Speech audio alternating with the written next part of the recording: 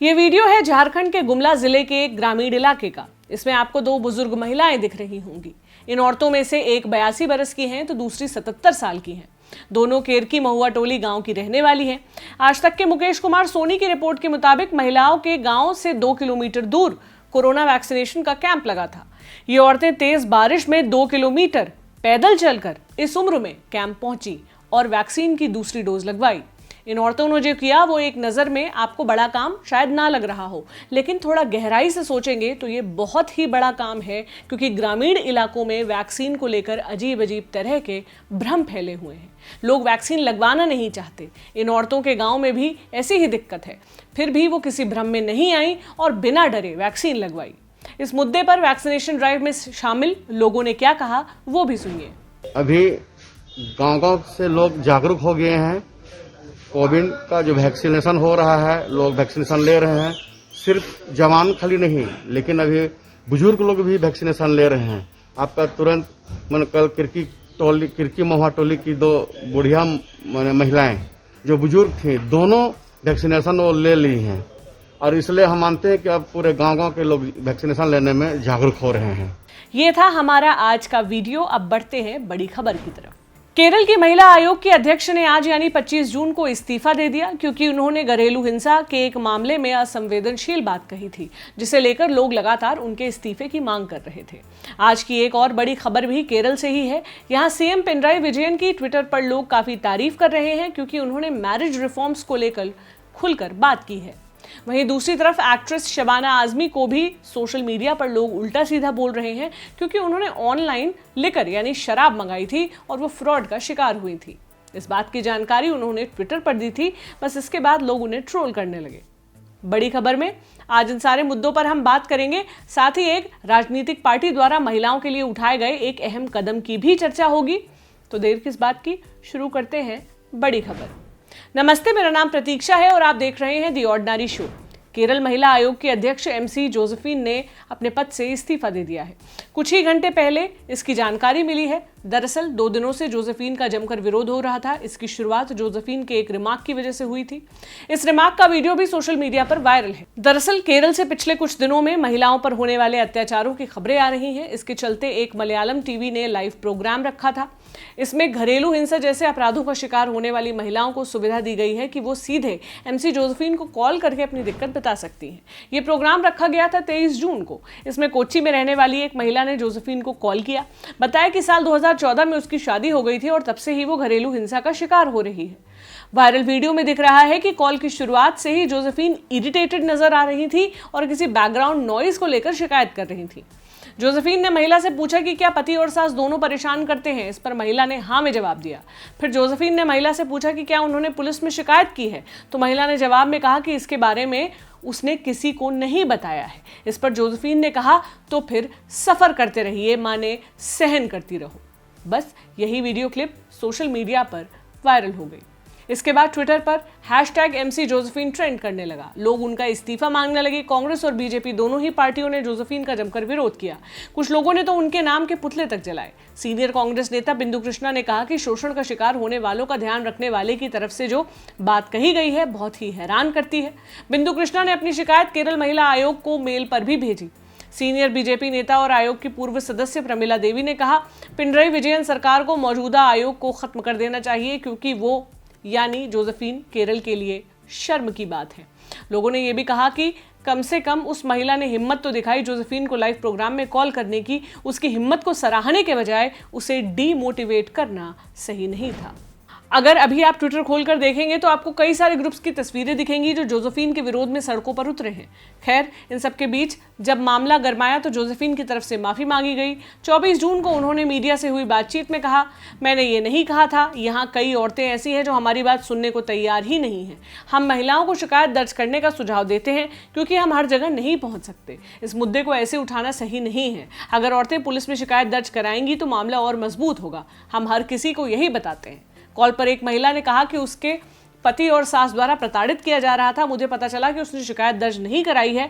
बाद में मुझे एहसास हुआ कि मुझे इस तरह की प्रतिक्रिया नहीं देनी चाहिए थी। अगर मेरे शब्दों ने उसे आहत किया तो मैं खेद व्यक्त करना चाहती हूँ। माफी मांगने के बाद भी विरोध थमा नहीं। रिपोर्ट्स के मुताबिक 25 जून को सीपीआईएम स्टेट सेक्रेटेरिएट की बैठक हुई। उसके बाद जोसेफिन ने महिला आयोग के अध्यक्ष पद से इस्तीफा दे दिया। ये थी हमारी आज की पहली खबर। अब बढ़ते हैं अगले मुद्दे की तरफ। ये भी केरल से ही है, या यूं कह सकते हैं कि पहली खबर से जुड़ा हुआ ही है। जैसा कि हमने आपको पहले ही बताया, केरल में पिछले कुछ दिनों से औरतों के खिलाफ होने वाले अपराधों की खबरें लगातार सामने आ रही हैं।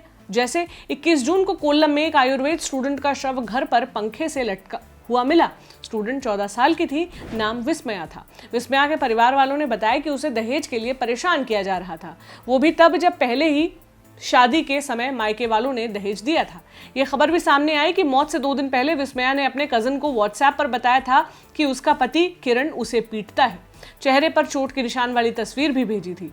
परिवार वालों का आरोप है कि व्हाट्सएप मैसेज देखने के बाद किरण ने विस्मया की हत्या कर दी। द न्यूज़ मिनट की रिपोर्ट के मुताबिक ऐसा ही एक और मामला तिरुवनंतपुरम से भी आया था, जहां एक 22 बरस की महिला का शव उसके घर में बेहद खराब हाल में मिला था, जहां वो अपने पति के साथ रहती थी। इन सभी मामलों के मद्देनजर सीएम पिनराई विजयन ने 23 जून को एक के बाद एक कई सारे ट्वीट किए और मैरिज सिस्टम में सुधार लाने की बात कही। उन्होंने लिखा, एक समाज के रूप में हमें प्रचलित शादी प्रणाली में सुधार करने की जरूरत है। शादी परिवार की सामाजिक हैसियत और संपत्ति का दिखावा नहीं होना चाहिए। पेरेंट्स को यह समझना होगा कि दहेज जैसी असभ्य प्रथा हमारी बेटियों को एक वस्तु की तरह ट्रीट कर नीचा दिखाती है। हमें उन्हें इंसानों की तरह ट्रीट करना चाहिए, बेहतर रवैया रखना चाहिए। एक निष्पक्ष समाज वो है जो महिलाओं और पुरुषों को समान मानता हो। घरेलू हिंसा की हालिया भयानक घटनाओं को देखते हुए केरल ने एक निष्पक्ष समाज बनाने के लिए और कड़े कदम उठाने का फैसला लिया है। इस अन्याय को खत्म करने के लिए सरकार और लोग एक साथ खड़े होंगे। पुरुषों को इस सच्चाई को स्वीकार करना होगा कि महिलाएं उनसे कम नहीं हैं और उन्हें भी समान अधिकार है। यूथ ऑर्गेनाइजेशन को भी जागरूकता लाने के लिए कैंपेन करने की जरूरत है। बच्चों के अंदर भी इस तरह का प्रोग्रेसिव नजरिया आ सके, इसके लिए पेरेंट्स को लगातार कोशिश करनी होगी। एक नई संस्कृति बनानी है। समाज क्या सोचेगा, इससे डरने के बजाय घरेलू हिंसा का सामना करने वाली महिलाओं को आवाज उठाने की जरूरत है। सरकार आपके साथ खड़ी रहेगी और आपके अधिकारों की रक्षा करेगी। हम पहले से मौजूद सपोर्ट सिस्टम को और मजबूत करेंगे और सपोर्ट देने के लिए नए उपाय भी करेंगे। इसके बाद के ट्वीट्स में विजयन ने बताया कि अपराजिता नाम की ऑनलाइन सर्विस जो औरतों के साथ होने वाले साइबर क्राइम से डील करती है, इस सर्विस में भी अब औरतें घरेलू हिंसा की शिकायत कर सकती हैं। या तो वो aparajita.pol@kerala.gov.in पर मेल करें या 9497996992 फोन नंबर पर कॉल करें। इसी तरह 24 जून को विजयन ने ट्वीट कर कहा कि जेंडर इक्वालिटी के कल्चर को शामिल करने के लिए केरल के स्कूलों की टेक्स्ट बुक्स को रिवाइज किया जाएगा। ऐसे शब्दों और फ्रेजेस को हटाया जाएगा जो औरतों का अपमान करते हैं। विजयन के ट्वीट्स के बाद बहुत से लोगों ने उनकी तारीफ की, क्योंकि बहुत ही कम वाकये ऐसे होते हैं जहां राजनेता खुद सामने आकर सोशल इश्यूज पर बात करें और उन्हें हल निकालने के तरीके भी बताएं। विजयन के इन ट्वीट्स पर किसी ने कहा, कोई सीएम बेवकूफ़ी भरी बातें न कहकर इतनी रिफ्रेशिंग बात कह रहा है। एक ने कहा, किसी राजनेता द्वारा कही गई बेहद सेंसिबल बात। एक ने कहा कि सत्ता में बैठे बाकी लोगों को विजयन से कुछ सीखना चाहिए।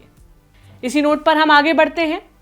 आज की अगली खबर है शबाना आजमी से जुड़ी हुई। उन्होंने 24 जून को ट्वीट कर बताया कि ऑनलाइन शराब खरीदने के चक्कर में वो ठगी का शिकार हो गई। लिखा, सावधान, मेरे साथ इन लोगों ने धोखा किया।